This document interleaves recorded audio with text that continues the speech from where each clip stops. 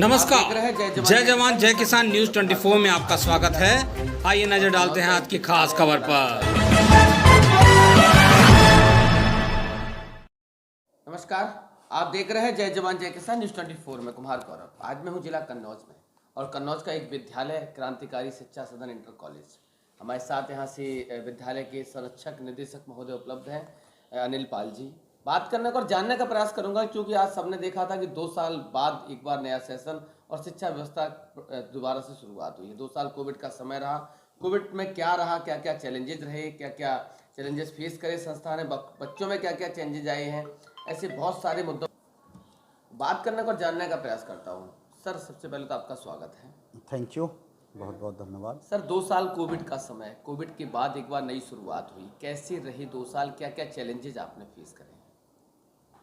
ये तो बहुत बड़ा विषय है और त्रासदी है, सदी की सबसे बड़ी त्रासदी।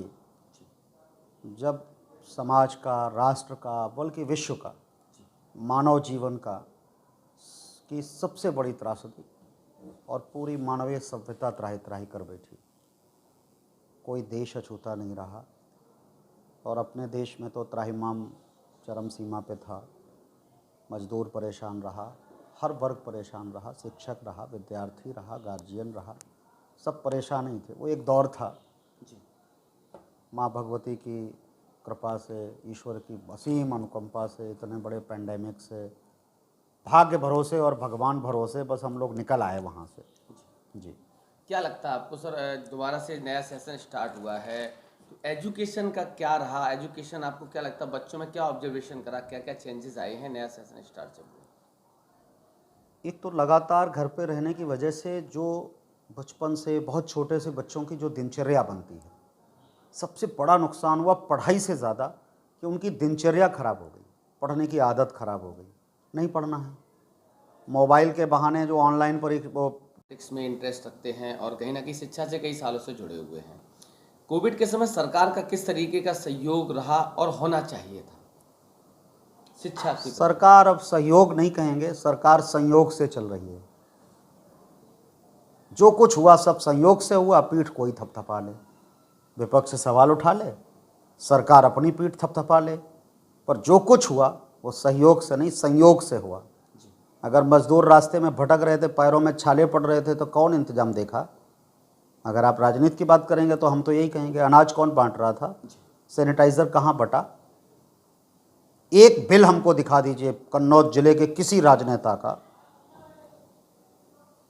दूसरे सत्ता पक्ष के, जो बाकायदा किसी फैक्ट्री से, कंपनी से खरीद के लाया हो और उसके पास बिल हो। मेरे पास है, बिल तो होना चाहिए ना।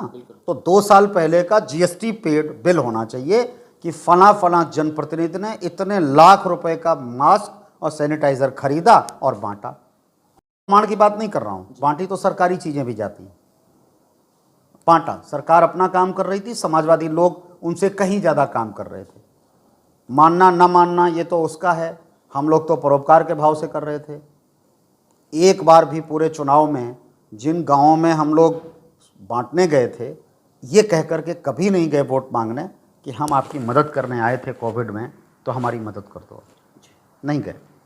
क्या लगता है आपको, सरकार कह रही है हमने कोविड के समय राशन दिया और पता नहीं कौन कौन सी योजनाएं गिनाई जा रही हैं, तो क्या मानना है आपका? सरकार तो कह रही है ना हमने सहयोग करा कोविड के समय गरीबों को, और आज भी कर रहे हैं। हाँ, कल ही एक एक्सटेंड कर दिया 3 महीने के लिए। किया है, राशन किया है, वो सबको समझ में आता है।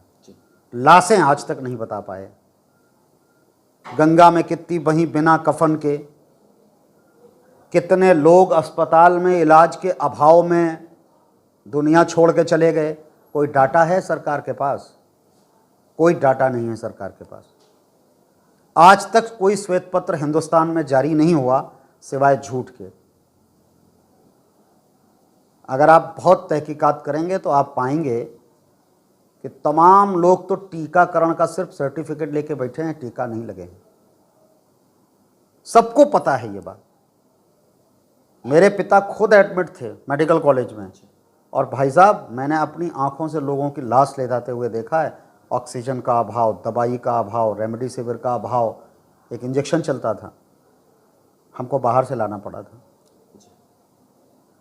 वापस आ जाता हूँ। अगर पॉलिटिक्स की बात करेंगे तो काफी लंबी बहुत चली लंबा जाएगी। है वो विषय। मानव जीवन से बढ़िया है कि एक रावण को बार बार जलाने से बेहतर है, मतलब एक सीता जी को ले गया एक रावण तो वंशनाश। ये आजकल रोज रावण घूम रहे हैं, आपकी खबर चैनलों पे चल रही है, तमाम बेटियों को उठा करके जो बलात्कार किया जा रहा है। अब तो इन रावणों को जलाने का वक्त है। कब तक पुराना दिवाली मनाते जाइएगा?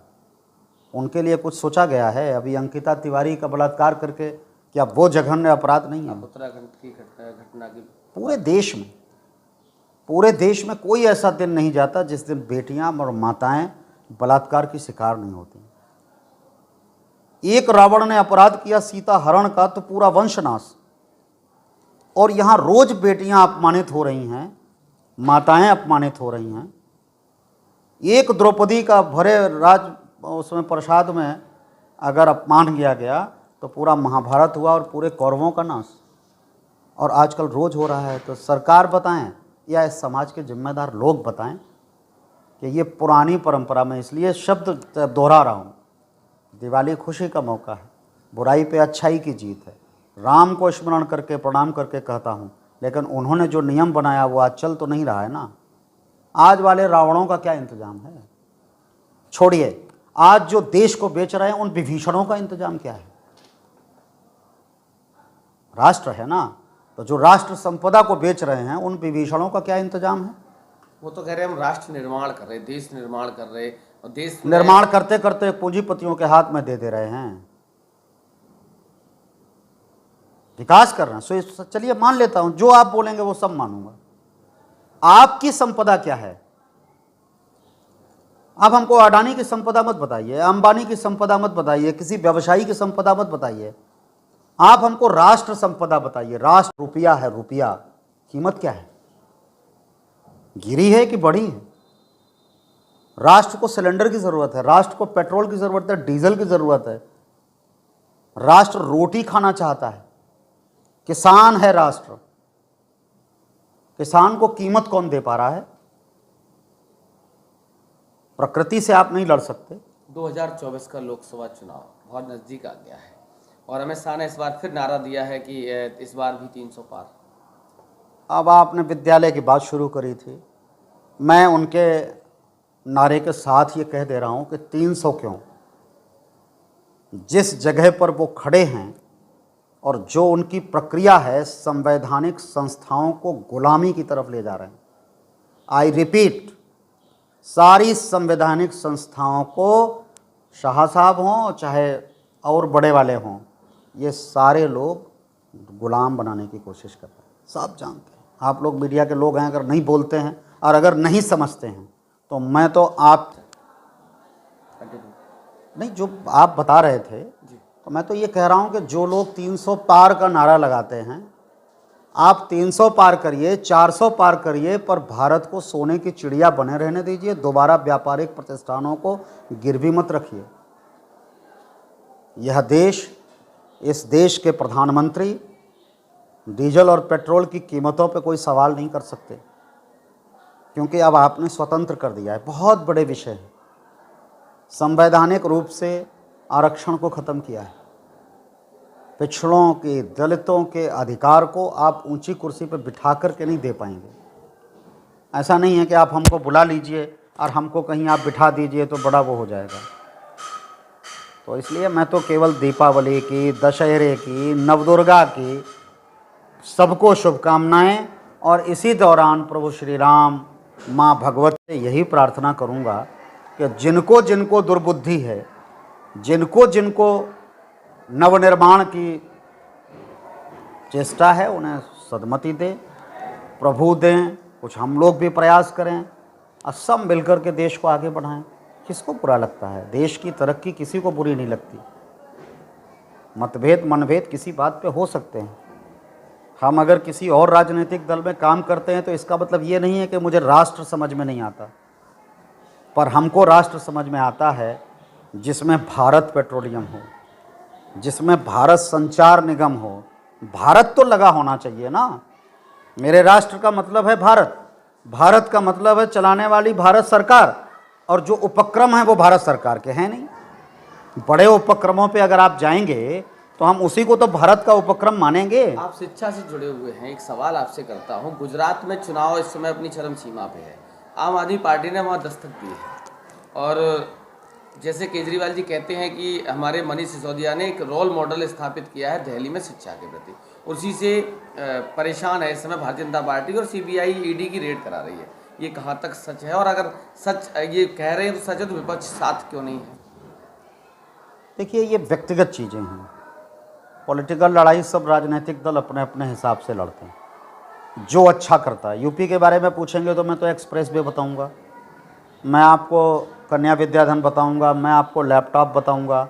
हमने भी तो किया है ना, शिक्षा में हमारे नेता ने रिफॉर्म किया था, तमाम सड़कें बना दी थी, मेट्रो की तैयारी कर ली है ना, एक्सप्रेस वे बना दिया, उसी पर रनवे भी बना दिया, तमाम काम हम लोगों ने किए।